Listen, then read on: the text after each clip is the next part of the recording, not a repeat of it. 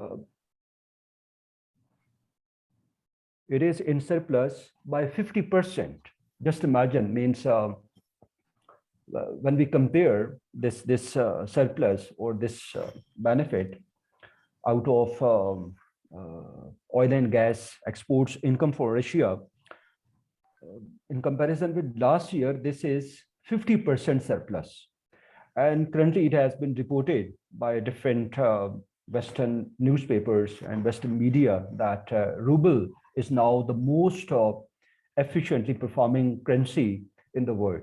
So means just imagine the pity of the Western world that in fact their most important weapon of sanctions, or their most important weapon of containment of Russian aggression against Ukraine, it has failed badly, and actually it has resulted into a benefit for Russia, contrarily.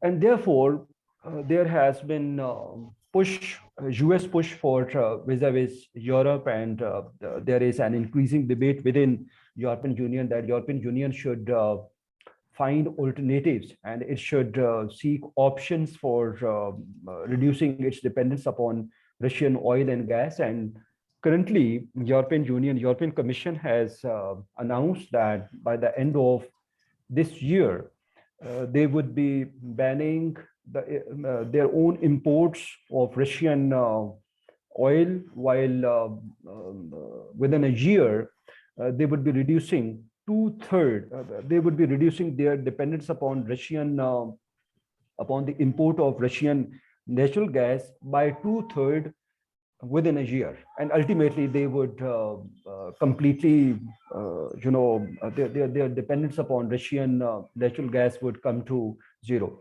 But these are just announcements.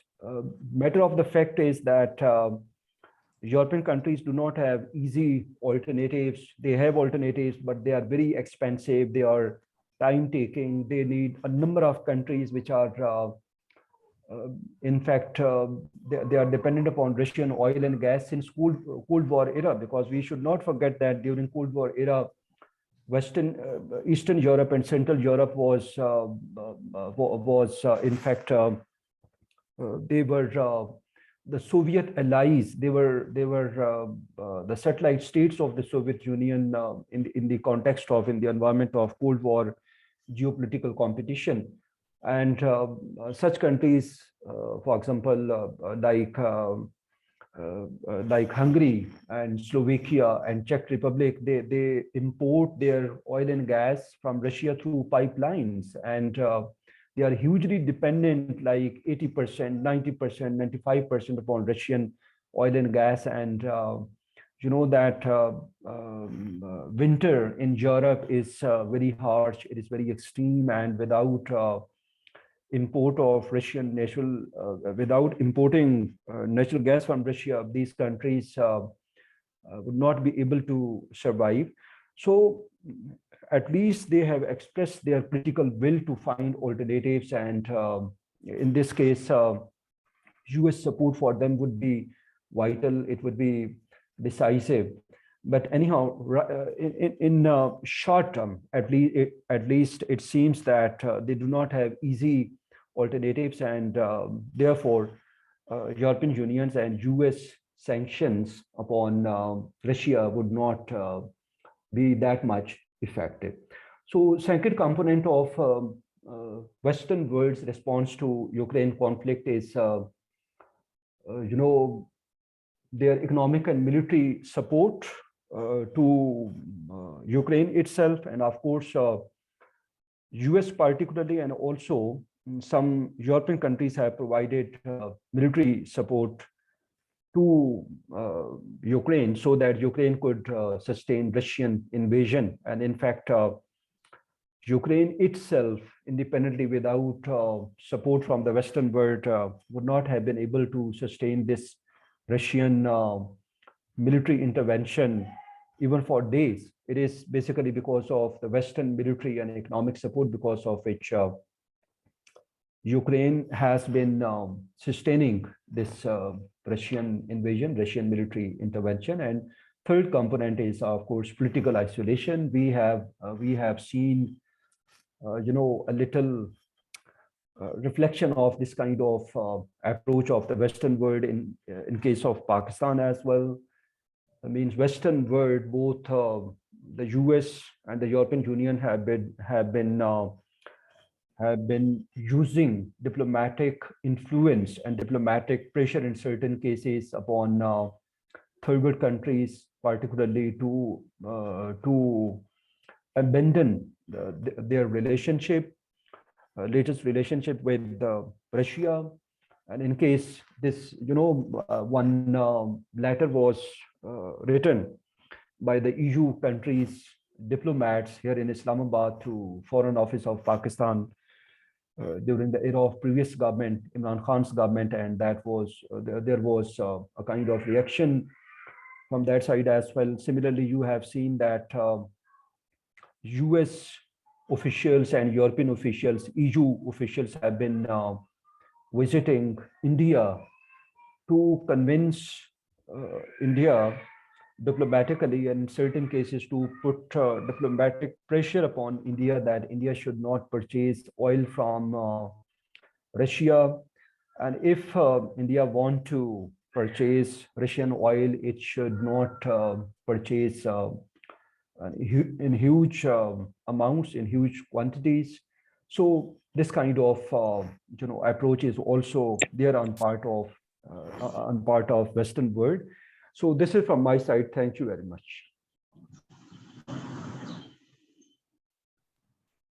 Thank you so much, sir, for such a brief but yet self-explanatory things. So now I would be diverting towards His Excellency Ambassador Shahid Amin. I mean, he has been quite common and famous amongst YDF fellows, and he has been the 4th World Chair of the International Human Rights Commission. He had also been an advisor to Prime Minister of Pakistan and an African country, Guinea-Bissau. Sir, please proceed with your sayings. Thank you. Thank you very much, Ehsan, and thank you very much, Musawwir Tanoli Sahab, the President of the Youth Diplomacy Forum, for inviting me such an important event. I listened to Dr. Saad. He already elaborated all the things which is going on, and a very effective analysis he has given on the situation, ongoing situation into the region, especially in terms of conflict between Ukraine and Russia. So far, the European Union are facing the problems, and the region is in turmoil. We have to look the problem first. Obviously, there are pros and cons, and there are problems, political problems. There are price has to be region has to be paid, and as well as it affects the whole world, not only the Eastern Europe or Western Europe or the Central Europe. It's affecting across the borders into the many regions. It's affecting the cost, and the cost it has been paid by the Southeast Asia. I mean, you have to look at that, that the Pakistan, Bangladesh, Sri Lanka, Maldives, Bhutan, Nepal, everyone price, and it's not only these forwarders are paying the price. The Americans are paying the price. The Latin Americans are paying the price. The African are not far from hitting the escalation of price hikes. I mean, this is first we have to, whatever the reason, the Russia has invented or imposed the war on Ukraine. We have to go into the deep of the root problems, that who started this conflict and why this conflict has been started. It is the European Union and United States of America who started this conflict and imposed on Russia, and Russia left with no choice to do it. I'm sorry to say, this is the whatever the analysis we will do, whatever the I mean uh, pros and cons we can discuss, but we have to discuss the basic root cause problem, so why it have happened. As far as if you will see the European Union as a major actor into the global politics and trade and policy making, you have to see that the United States of America and China, and as well as the Russia as the main actors. When we are talking about the European Union, so we have to focus on it that in the European Union, who are the politically powerful countries? Germany, France, these two. Now, the United Kingdom is not a part of that European Union anymore, but obviously, the United Kingdom is also a part of the conflicts itself. the from where the problem has started. The problem has started when the European Union wanted to expand into the Eastern Europe.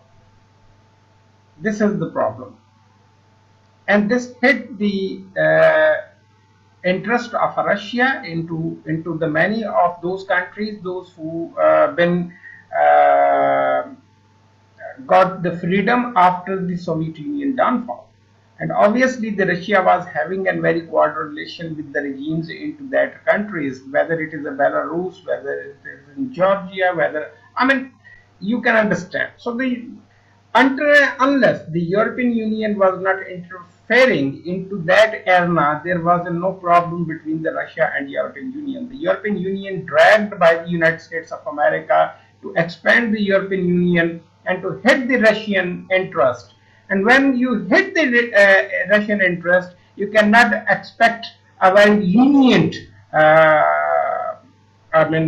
reaction from the Russian Union, Russian Federation. So this is the basic root cause, and it is a war of interests. It's not a conflict. It's a war of interest. Russia wants to save its own interest, sovereignty, and Russia wants to keep away the NATO from the Europe, and not from the Europe, then from those countries, those who are having an immediate border with the Russia. I think that the same question, if we will be, arised here, that why the Pakistan is supporting the regime change in Afghanistan to saving its border from India. So there are many type of and many issues behind this conflict, and the conflict, the price is paying by the normal peoples into the whole world. So I will just elaborate with a one sentence.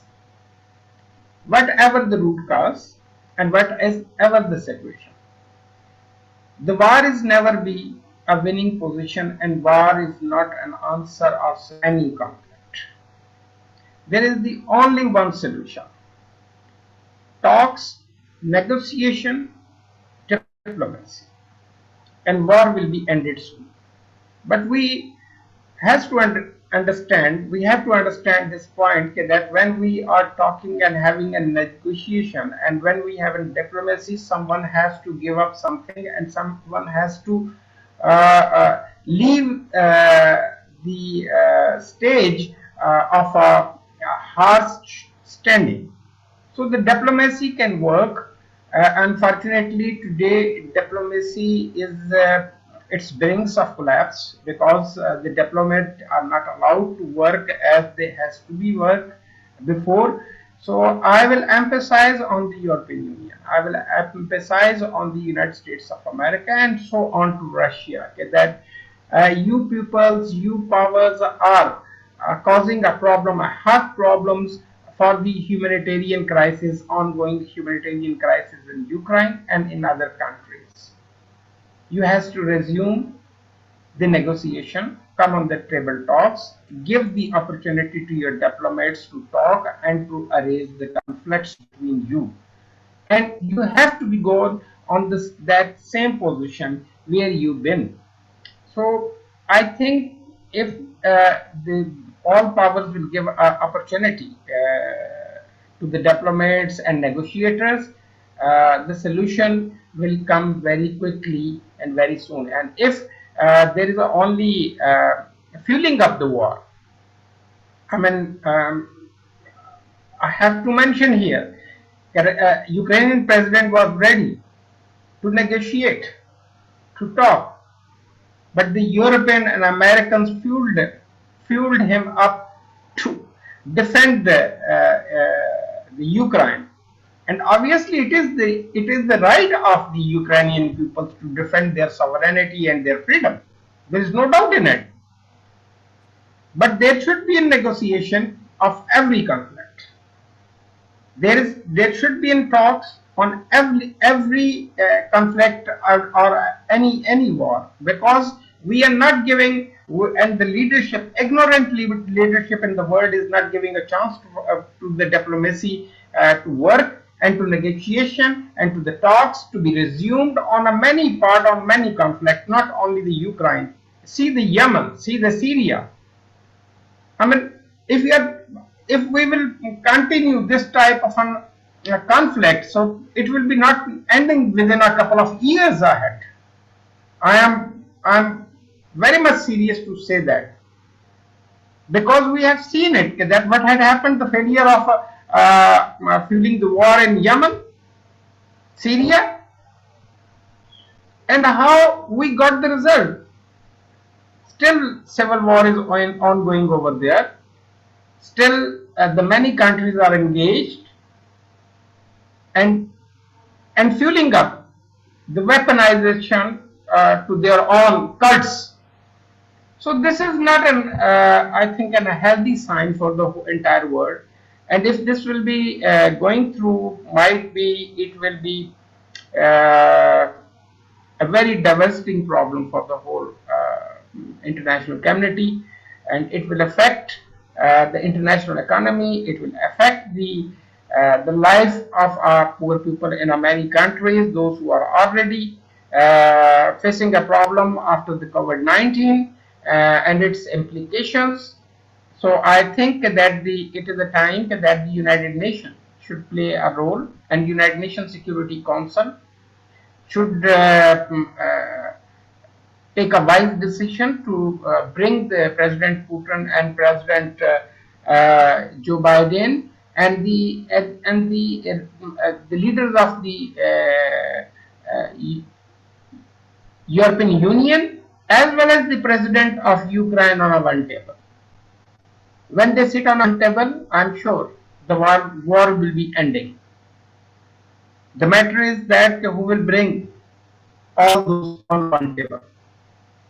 The only way is a diplomacy, and the UN both can work to bring all the leaders on a one table to end this crisis, to end the crisis of innocent peoples facing their their lives at risk. Humanitarian crisis is emerging. It is an indication and warning from the international humanitarian organizations. And if today we are not going to stop it, then might be it will affect many more countries. I hope there should be some wise. There should be wise to end the conflict. Thank you very much. Thank you very much, sir, for such a fantastic briefing about the contemporary dynamics of this conflict ongoing. I would like to request now President YDF, Mr. Musawir, to have a brief session about whatever the UN is addressing this issue, in which way they are addressing it. Over to you, Musawir. Thank you very much, Ahsan. I hope I am audible. Thank you very Yes, much you for are audible. hosting the session, and I would like to thank our honorable speakers, Dr. Riyaz Saab, Head of International Relations Department, and Ambassador Dr. Shahid Amin Khan Saab, who served as a fourth world chairman of the International Human Rights Commission. I mean, they discussed in a very detail about what's going on between Russia and Ukraine and how war started in February. And I think from more than 3 months, this war is still going on the eastern side of Ukraine. And I would like to just throw a light on the UN response, how UN responded in February when this conflict started, when this war started on, I think, 24th of February. So Russia launched an offensive to tackle the Kiev, the capital of, Ukraine. So basically, the Secretary General of the United Nations, Antonio Guterres,